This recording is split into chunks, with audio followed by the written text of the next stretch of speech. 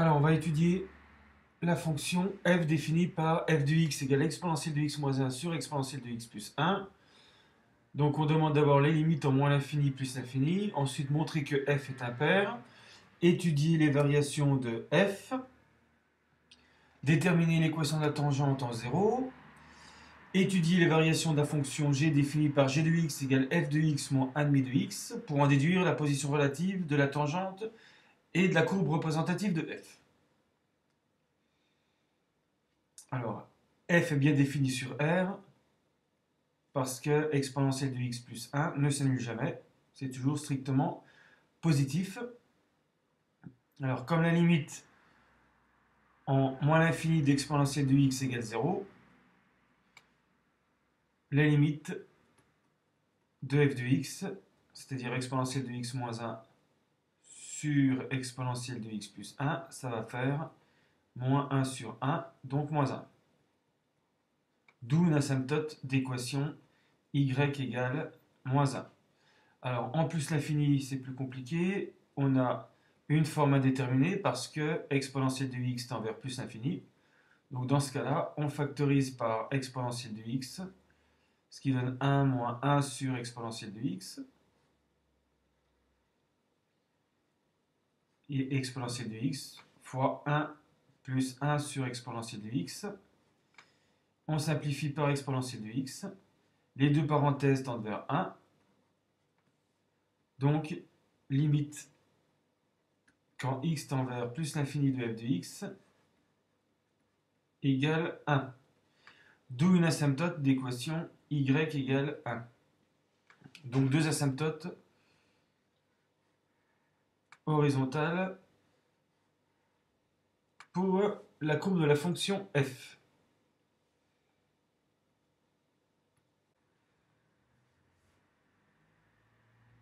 Deuxième question, montrer que f est impair. Donc on va calculer f de moins x. Ça donne exponentielle de moins x moins 1 sur exponentielle de moins x plus 1. Donc pour pouvoir comparer avec f de x, il faut multiplier par exemple par exponentielle de x en haut et exponentielle de x en bas. Donc on multiplie par 1, on développe, exponentielle de moins x par exponentielle de x, ça fait 1, moins 1 fois exponentielle de x moins exponentielle de x. Même chose en dessous, on va se retrouver avec 1 plus exponentielle de x. Et là, on remarque que c'est l'opposé de exponentielle de x moins 1 sur exponentielle de x plus 1.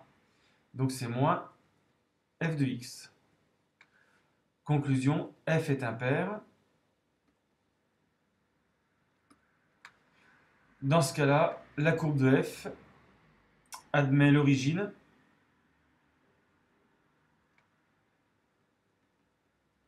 comme centre de symétrie.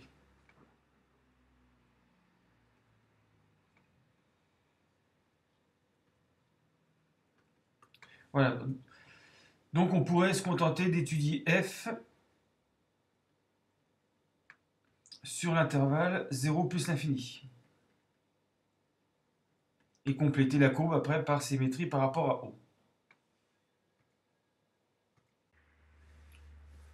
Troisième question, variation de f. Donc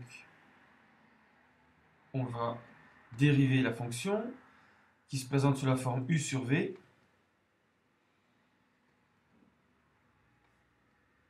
Avec u égale exponentielle de x moins 1, v' u' égale exponentielle de x, v de x égale exponentielle de x plus 1, v' de x égale exponentielle de x.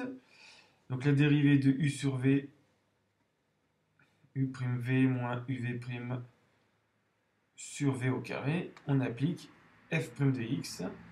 Donc u' exponentielle de x fois v exponentielle de x plus 1 moins uv' exponentielle de x moins 1 fois exponentielle de x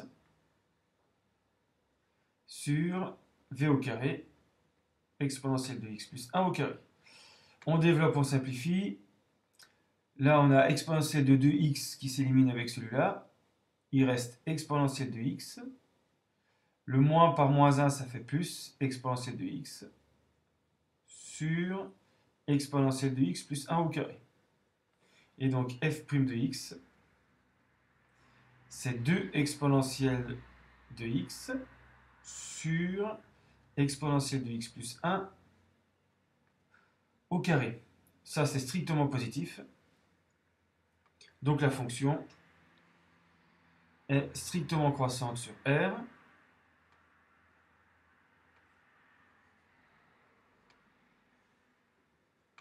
Avec les limites déjà calculées, on a le tableau de variation complet.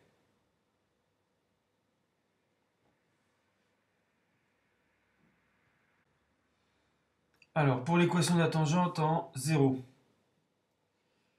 donc il nous faut f de x pour pouvoir calculer f de 0. Donc f de 0, ça fait exponentielle 0 moins 1 sur exponentielle 0 plus 1, donc 0 sur 2, c'est-à-dire 0. Il nous faut la dérivée pour calculer f' de 0.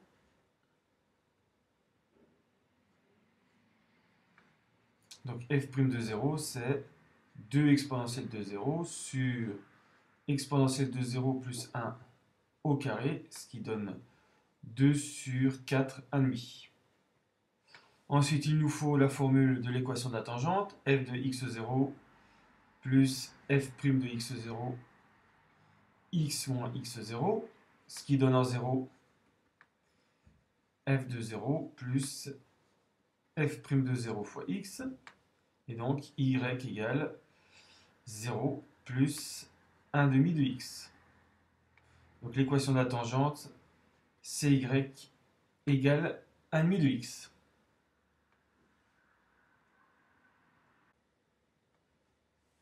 Ensuite, on nous demande d'étudier f de x, g de x égale f de x moins 1 demi de x. En fait, c'est la différence entre la fonction et l'équation de la tangente.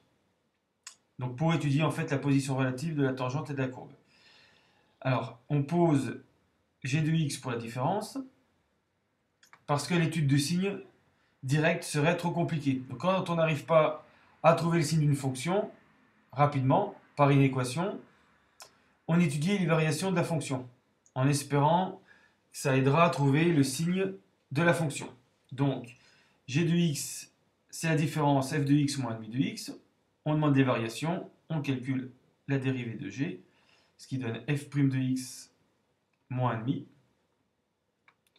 Et le f', on reprend 2 exponentielle de x sur exponentielle de x plus 1 au carré moins 1,5. Le but, c'est de trouver le signe de g' pour avoir les variations de g. Donc on met tout au même dénominateur.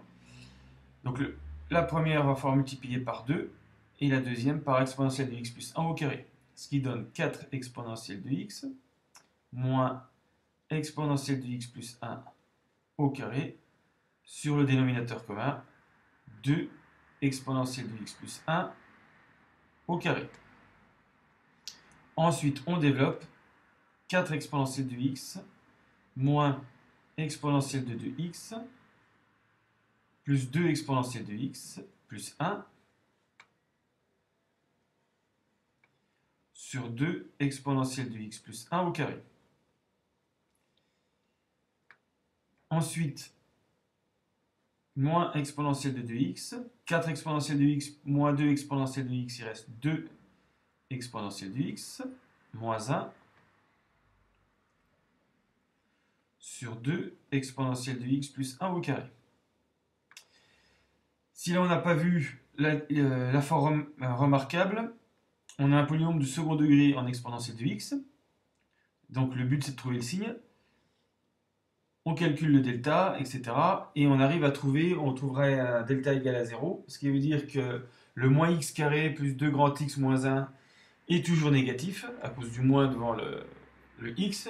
Donc on arriverait à montrer que ça c'est toujours, le numérateur est toujours négatif. Mais on peut remarquer qu'en mettant moins en facteur, on se retrouve avec exponentielle de 2x moins 2 exponentielle de x plus 1 sur 2 exponentielle de x plus 1 au carré. Et au-dessus, on reconnaît le carré de exponentielle de x moins 1. Donc ça donne moins exponentielle de x moins 1 au carré sur 2 exponentielle de x plus 1 au carré. Et ça, c'est toujours négatif. Ça peut éventuellement s'annuler quand x vaut 0, puisque ça annule le numérateur. Donc en fait, ça s'annule là où la tangente touche la courbe. Donc maintenant, on va pouvoir faire les variations de g.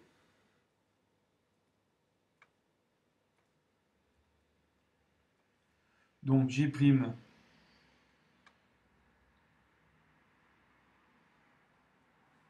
s'annule en 0, mais sinon, c'est toujours strictement négatif. Donc la fonction g, même si ça s'annule une fois en 0, c'est strictement décroissante sur R. G de 0, c'est f de 0 moins 1,5 de 0. F de 0 vaut 0, donc G de 0 vaut 0. Ce qui est normal puisqu'on a contact ici entre la courbe et sa tangente. Donc quand on fait la différence des deux expressions, on doit trouver 0. Et donc on a tout de suite le signe de G en regardant le tableau de variation. Entre moins l'infini et 0, G est positive. Et entre 0 et plus l'infini, G est négatif. Donc comme G, c'est la différence entre la courbe et la fonction, l'équation de la courbe et de la fonction, et de la tangente. Si G est positif, c'est que ici, f est plus grand que 1,5 de x, donc la courbe de f est au-dessus de la tangente. Et puis quand c'est moins, ça veut dire que f de x moins 1,5 de x est négatif, donc f de x plus petit que 1,5 de x. Ça prouve ici que la courbe de f est sous la tangente. Donc ça, c'était la réponse à la question 6 avec les variations de G.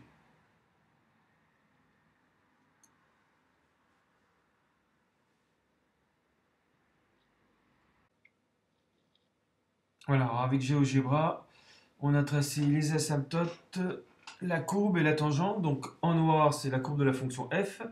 Donc on voit ici la symétrie par rapport à l'origine de la courbe. Donc comme elle est croissante sur 0 plus l'infini, elle est aussi croissante sur moins l'infini 0. Donc on aurait pu se contenter de faire l'étude des variations sur 0 plus l'infini. Ensuite les limites. Donc en plus l'infini, f tend vers 1, d'où la droite d'équation y égale 1. Ensuite y égale moins 1 parce que la limite en moins l'infini c'est moins 1. Et en fait, la courbe de la fonction est coincée entre ces deux asymptotes. Et puis en rouge, l'équation de la tangente, y égale 1,5 de x. Et donc, sur moins l'infini 0, la courbe de f est bien située au-dessus de sa tangente. Et sur 0 plus l'infini, c'est la tangente qui est placée au-dessus de la courbe de f.